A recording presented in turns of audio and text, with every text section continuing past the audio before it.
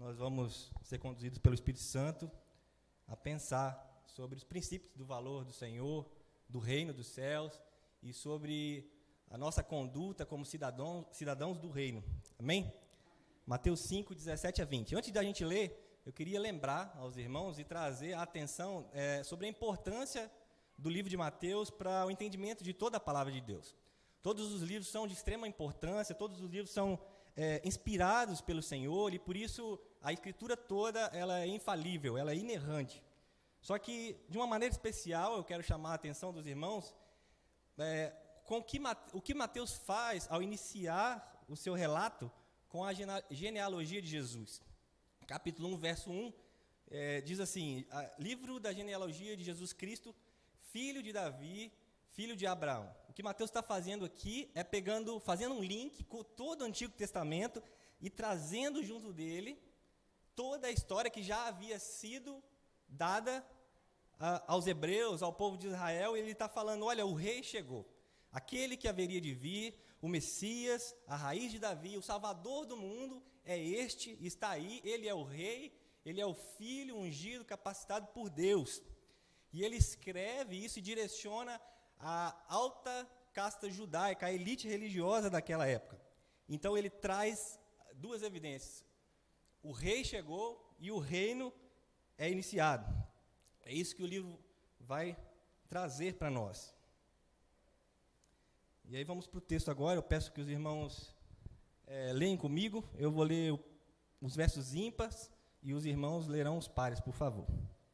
Diz assim o texto: não penseis que vim revogar a lei ou os profetas. Não vim para revogar, vim para cumprir.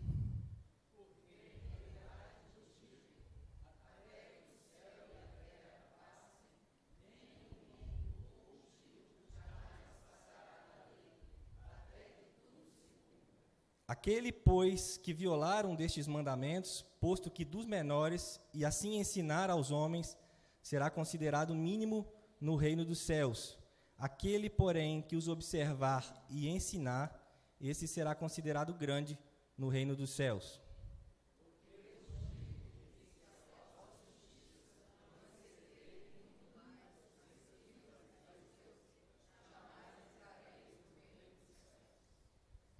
Amém. Vamos orar mais uma vez? Senhor Jesus, a Tua palavra foi lida e que o Senhor, através do Teu Espírito Santo, possa aplicar em nós, aplicar na Tua igreja, nos fazendo crescer, ó Deus, nos fazendo servir e servir com a motivação correta do coração, entendendo que só o Senhor é justo, só o Senhor é santo, mas que pela graça e por nós, apesar de nós, o Senhor continua conduzindo a Tua história, o Senhor continua conduzindo, ó Deus, o plano da salvação, da redenção, e Deus vai nos transformando, nos santificando dia após dia, até o dia que nos encontraremos com o Senhor. Obrigado pelo privilégio de estarmos aqui em igreja, lendo, pensando e orando sobre a Tua palavra, que o Senhor venha transformar os nossos corações para uma vida genuína, prática, para a honra e glória do Senhor, em nome de Jesus.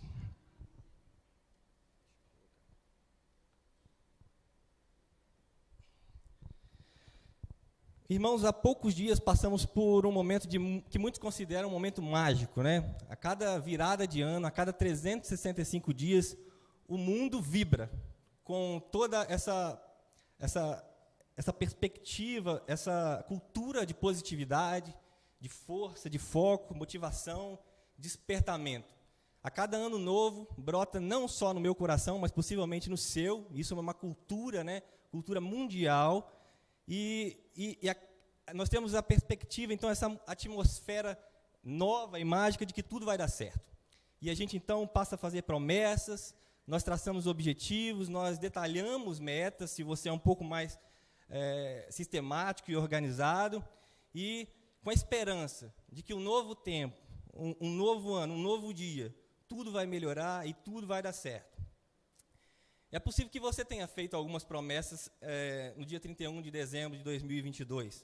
Talvez você estabeleceu aí um plano alimentar, um plano de saúde física, né, exercícios físicos, talvez um plano de leitura, inclusive da palavra de Deus, um plano de leitura de livros em geral, você quer melhorar um pouco a sua cultura, o seu intelecto, e começa então a fazer promessas, objetivos, com toda essa motivação e com toda essa fé que tudo vai dar certo.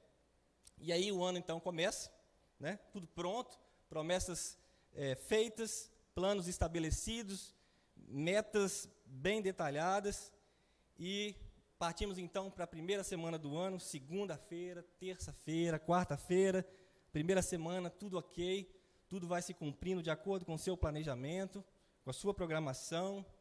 Já na segunda semana, a segunda-feira, alguns compromissos começam a surgir, talvez imprevistos que não estavam aí na sua mente, que não estava no seu métier, na sua programação, no seu planejamento, surgem e as coisas começam a tomar um rumo um pouco diferente.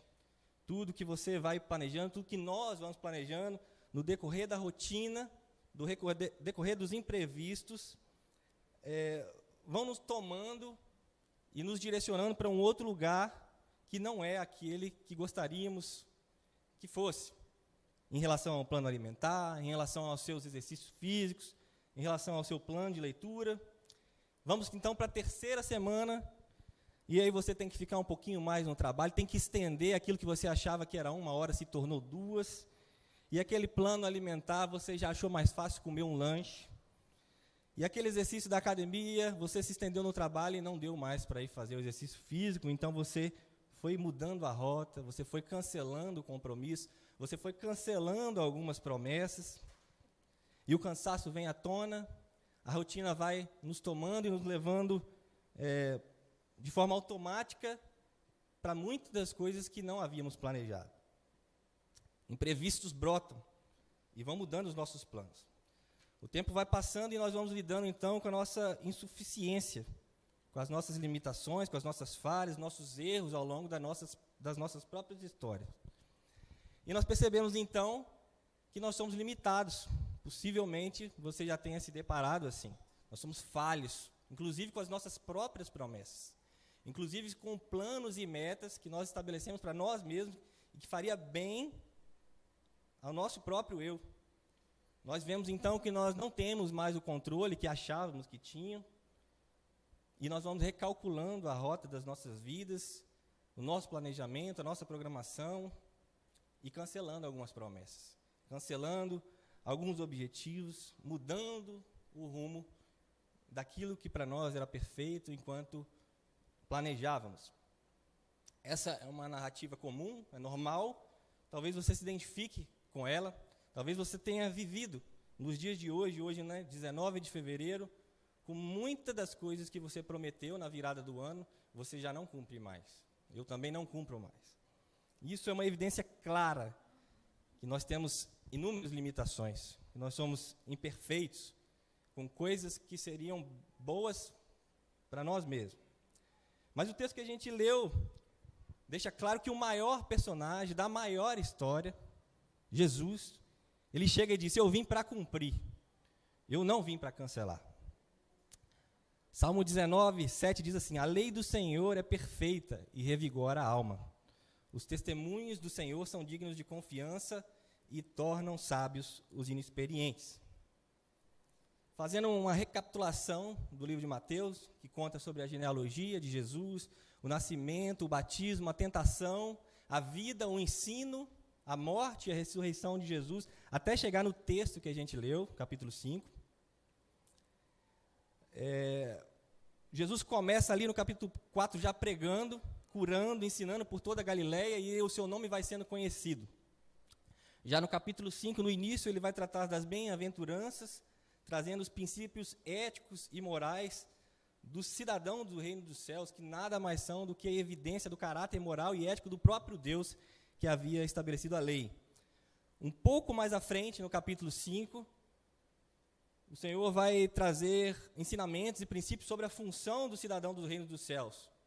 Ser sal e luz, pregação do pastor Ronildo e do presbítero Nath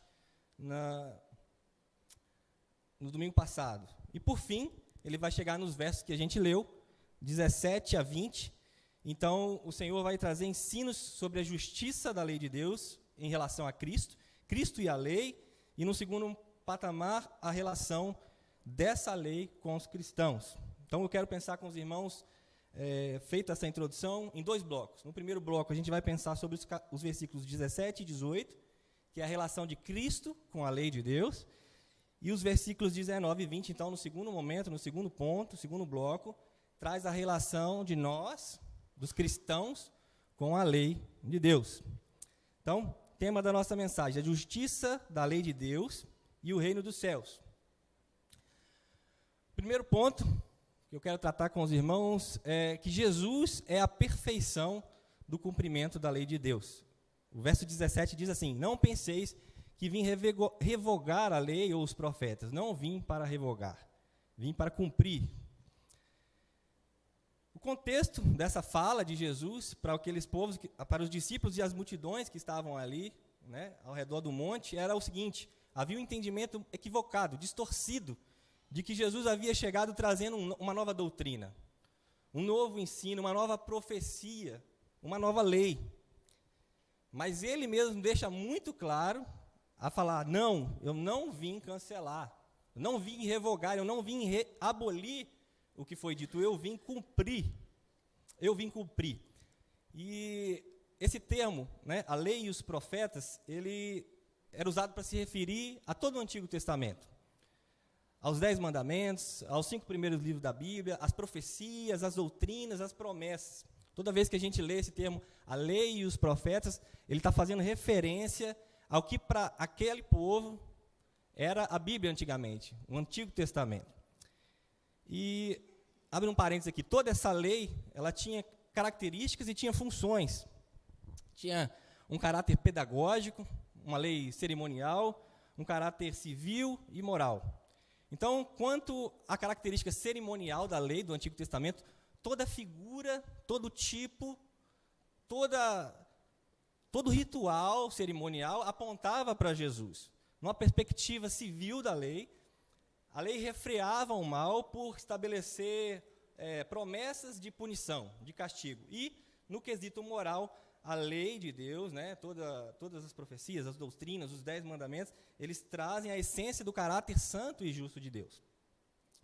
E esse entendimento errado que havia ali naquele contexto entre escribas e fariseus e Jesus, ele se dava por 2 pontos que se relacionam, basicamente. Primeiro, porque Jesus ensinava com muita ousadia, né, e autoridade própria. Em nenhum momento, na maneira de ensino de Jesus, quando ele começa a ensinar aqueles que haviam ao seu redor, ele não vai invocar nenhuma autoridade. Jesus não vai pegar nenhum filósofo e trazer uma frase, ele não vai pegar um sábio, um sofista ou qualquer mestre, mas, sistematicamente, ele usa uma fórmula. Vocês ouviram o que foi dito, eu, porém, vos digo. Vocês ouviram o que foi dito, eu, porém, em verdade vos digo. Aquilo era uma afronta à elite religiosa, aos mestres da lei, aos fariseus, e eles ficavam conturbados com essa maneira de ensinar. Como assim, né? Eu, porém, vos digo. Ele não segue a lei do nosso pai Abraão, dos nossos patriarcas. Como assim, eu, porém, vos digo? Quem é você, né? Talvez eles pensassem assim. E ficavam um tanto quanto incomodados com essa maneira de Jesus ensinar. E no segundo ponto, que basicamente se relaciona com isso, era que o ensino dos escribas e dos mestres da lei era um ensino carregado de tradição, era um ensino cheio de tradicionalismo, de legalismo, de princípios e leis humanas que não necessariamente tinham a ver com o Antigo Testamento. Muitas coisas que a elite religiosa daquela época fazia eram princípios humanos, eram conteúdos que ou eles colocavam ao seu prazer, para suas próprias motivações, ou eles retiravam da lei, de maneira que eles não se sentissem com um peso na consciência de ter que cumprir aquela lei. Então, era um ensino basicamente cheio de justiça própria, com muita hipocrisia, com um raso sentido, com praticamente nenhum propósito, meramente uma obediência externa e formal da lei de Deus. Não havia amor naquela obediência. Era uma obediência meramente externa. E o contraste de Jesus, ensinando com autoridade, trazendo aplicações práticas, exemplos de vida. Isso era muito gritante, e por isso Jesus está falando, eu não vim cancelar, eu não vim abolir, eu estou cumprindo. Ele está, então, Jesus chega com a vida, com o seu ensino, com as suas práticas, contrastando com todo o ensino farisaico, com todo o ensino sem propósito, sem amor, um contraste profundo, e por isso ele era considerado um herege, alguém que era contra a lei de Deus, alguém que estava trazendo uma nova promessa, um novo ensino, uma nova doutrina.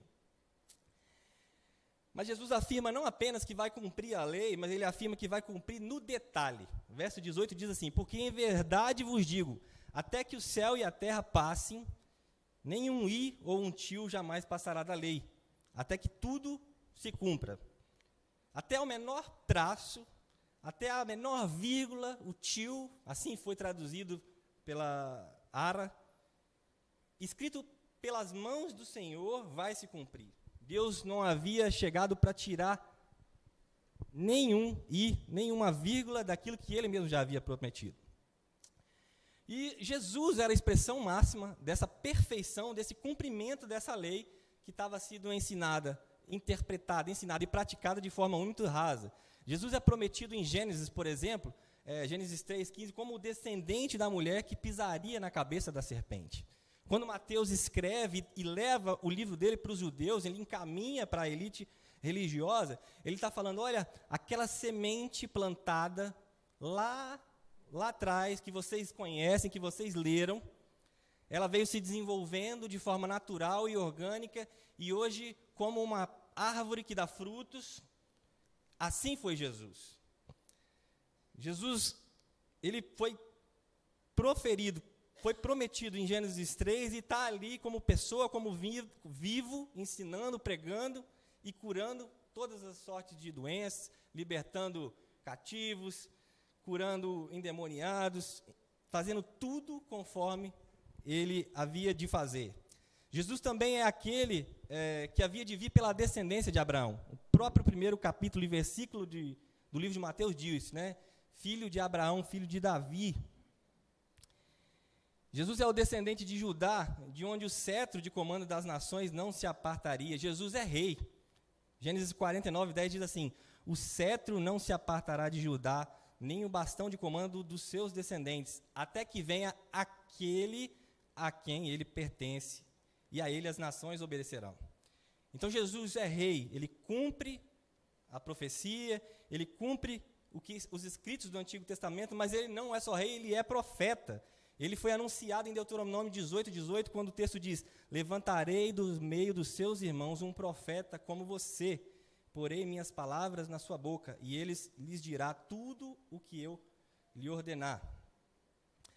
Jesus é profeta, Jesus é rei, Jesus é o Cordeiro de Deus que tira o pecado do mundo. Ele é o sacerdote maior, mediador entre os homens e o próprio Deus. Jesus veio cumprindo a lei, mesmo com todas as histórias e falhas humanas. Ele veio como rei acima de Davi, ele veio como profeta, como sacerdote, ele governa, sempre governou sobre todos, ele anuncia a vontade de Deus e ele é o mediador entre Deus e os homens. Então Jesus cumpre fielmente toda a lei, em nenhum momento ele vem revogar, abolir ou cancelar. No detalhe, Jesus é o perfeito cumprimento da lei de Deus. Ele é o perfeito Adão, ele é maior que Jonas, ele é senhor de Davi, ele é mais sábio que Salomão, porque todos esses personagens da história, eles, assim como eu e você, precisavam de um redentor. E apesar de toda a falha, de toda a dificuldade daqueles personagens, Jesus veio conduzindo o seu plano de redenção a partir de Gênesis 3, assim como o pastor Joás ensinou aqui, né? Criação, Gênesis 1 e 2, queda, a partir disso o plano de redenção até Apocalipse 20, 21, 22. Jesus está fazendo tudo isso, através das figuras, através do seu caráter, né? Ético e moral, de tudo que a lei, como sombra, estava apontando para aquele que haveria de vir e veio. E dessa maneira Jesus veio ajustando a rota das vidas daqueles personagens segundo as suas promessas, segundo o que ele havia prometido que faria e fez e tem feito. E E como diz a música, aquele que prometeu é fiel para cumprir. O que é que nós levamos para casa quando Jesus é o perfeito cumprimento da lei de Deus? Isso significa que Jesus é soberano sobre toda a história. Significa que o plano da redenção de Deus continua perfeitamente sob controle do nosso Senhor Jesus. Assim como tudo veio se cumprindo, até o relato de Mateus, hoje ainda, Jesus continua cumprindo todas as suas promessas para mim e para você. Apesar das minhas falhas e das suas falhas, Jesus vai dar prosseguimento até os dias finais. Apesar das nossas dificuldades enquanto igreja, o plano da redenção vai se cumprir, continuará se cumprindo. Apesar da dificuldade que você tem com o seu cônjuge, no seu casamento, com inúmeras dificuldades, com momentos que você pensa que talvez não vai dar mais, Jesus continua sendo Senhor e Salvador de toda a história, de todo o seu casamento. Apesar de toda a dificuldade que você enfrenta no seu trabalho, com resistência, com ofensas veladas, com ofensas morais, Jesus continua sendo Senhor do local que você está trabalhando. Ele continua sendo Senhor da sua vida, da sua história, da minha vida, da nossa história. Apesar da dificuldade que você tem com seus pais ou com seus filhos, muitas vezes você vê nos seus pais coisas que você não gostaria de ver. Você vê as falhas, as limitações. Eu também vejo. Apesar de nós, como filhos, sermos limitados, imperfeitos, Jesus continua sendo Senhor de todos nós. Ele continua sendo Senhor da sua família, da minha família, da nossa casa, do nosso casamento, dos nossos relacionamentos, do nosso trabalho.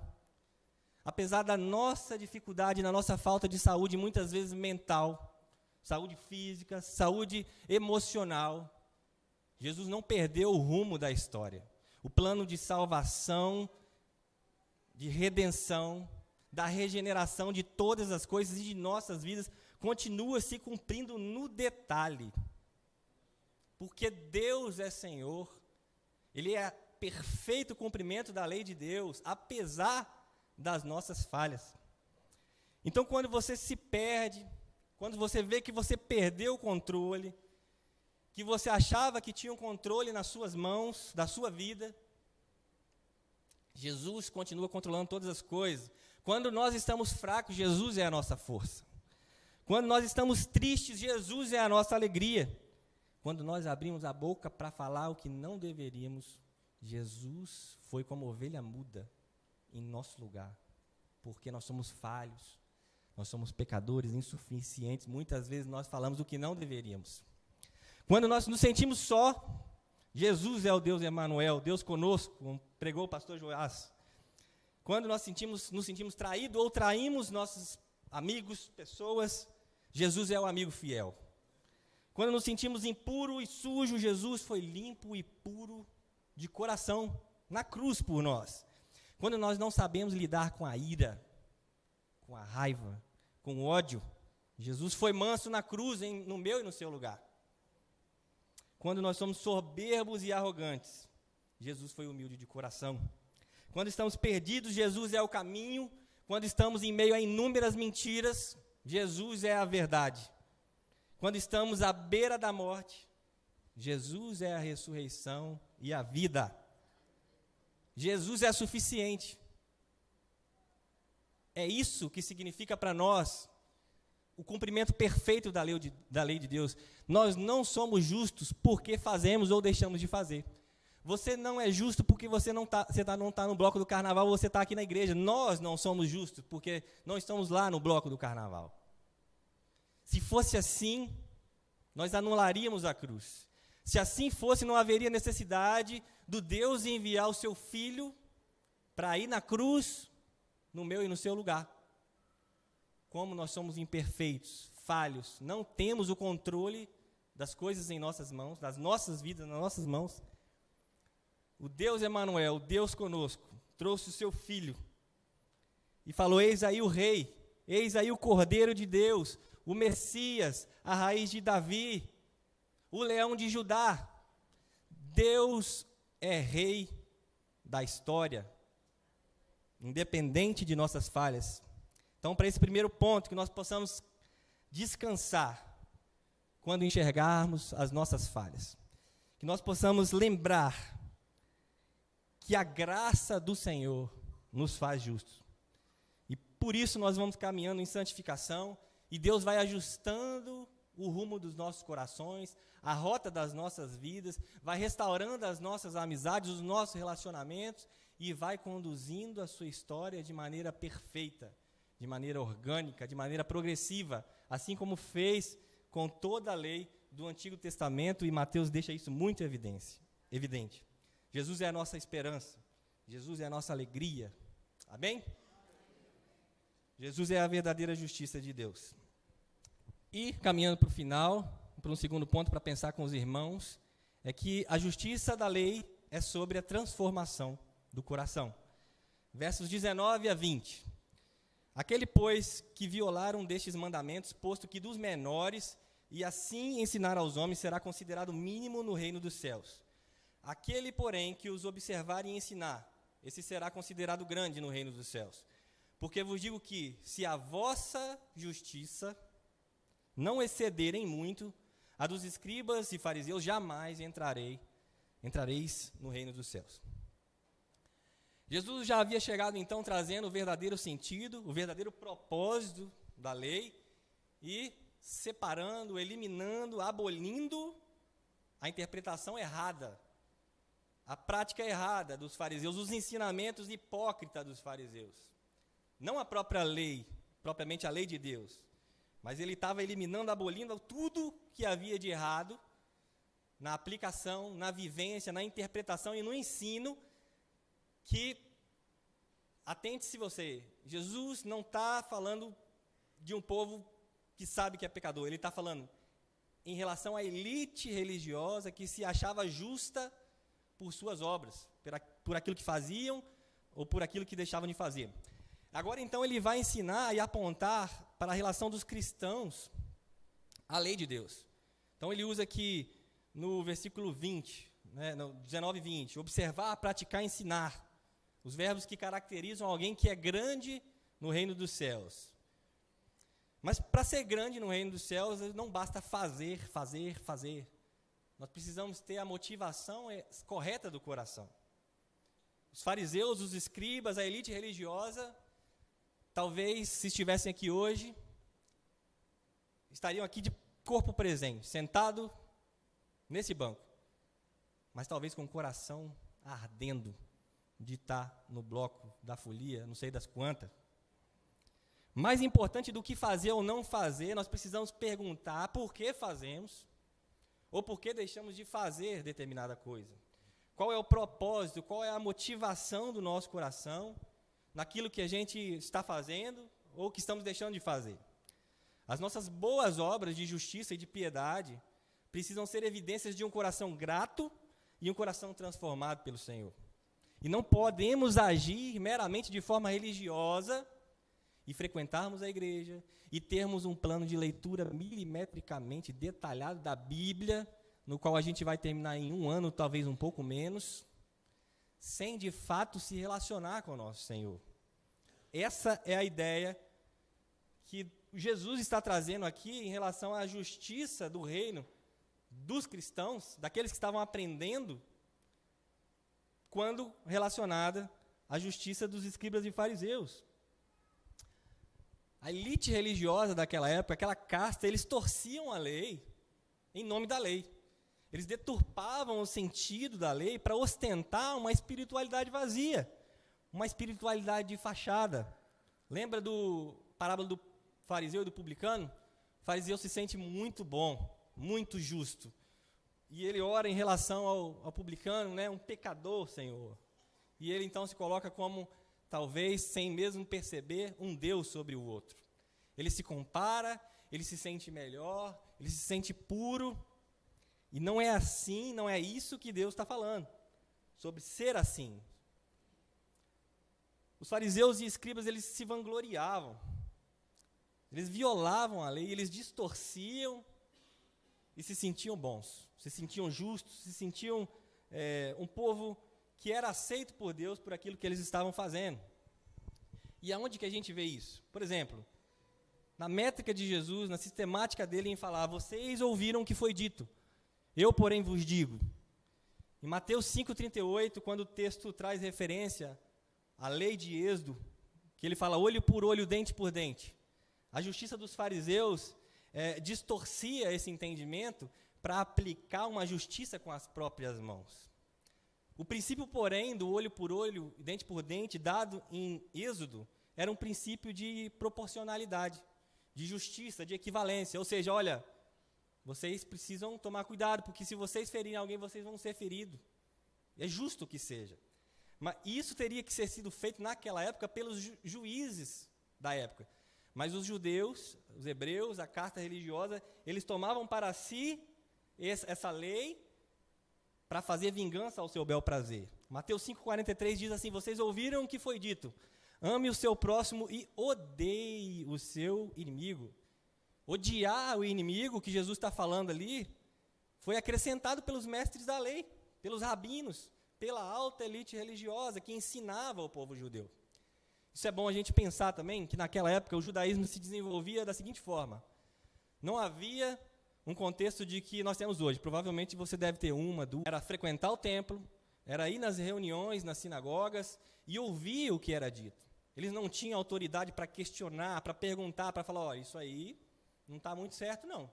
Isso aí não foi isso que Jesus quis dizer. Eles apenas ouviam e obedeciam de forma automática. Eles não tinham ali o privilégio de eles mesmos se deleitar nas Escrituras, na maioria das vezes. Quando a lei dizia não matarás, os judeus entendiam que os assassinos deveriam ser punidos pela sociedade. E Jesus diz que aquele que odeia já matou no coração.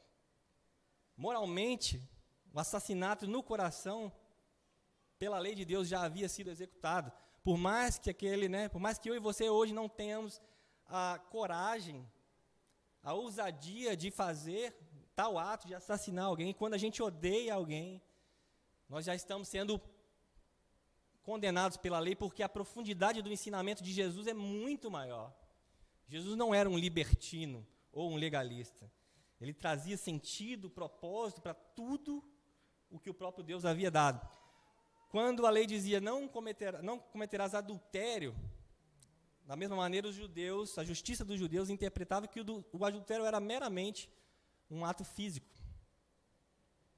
Porém, Jesus fala que até mesmo pensar maliciosamente sobre outra pessoa, nós já adulteramos com ela.